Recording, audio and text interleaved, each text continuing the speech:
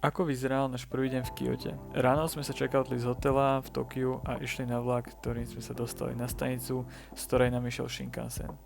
Celý ten proces bol trocha zložitý, ale nakoniec sme to nejako úspešne zvládli a dostali sme sa do Kyota. Tu sme dali krátky hotelový room tour. Výhľad, stena, kúpelka. Nice. Potom sme išli na sushi do reštiky, kde sa objednáva vlastne cez takýto tablet a keď si niečo objednáte, tak vám to automaticky príde na takom vláčiku.